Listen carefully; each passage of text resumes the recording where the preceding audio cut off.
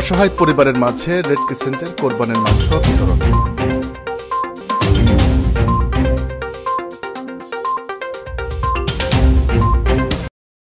পবিত্র ঈদুল আজহা উপলক্ষে Bangladesh red crescent society Rangamati জেলা ইউনিটের উদ্যোগে অসচ্ছল ও হতদরিদ্র পরিবারের মাঝে কোরবানির মাংস বিতরণ করা হয়েছে।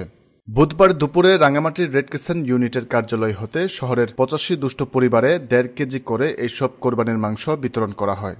এ সময় রাঙ্গামাটি জেলা রেড ক্রিসেন্ট ইউনিটের vice chairman Rafiq Ahmed Talukdar, secretary Mahfuzur Rahman, কার্যকরী সদস্য মোহাম্মদ মনিরুল ইসলাম মনির ও এন জাহাঙ্গীর, সহকারী প্রকল্প কর্মকর্তা রাসেল বণিক, ফিল্ড অর্গানাইজার মেজবা উদ্দিন সহ যুব রেড ক্রিসেন্ট রাঙ্গামাটি ইউনিটের যুব সদস্যরা উপস্থিত ছিলেন। কোরবানির মাংস পেয়ে সন্তোষ প্রকাশ করেন হতদরিদ্র এইসব মানুষ। Desk report, CHT TV।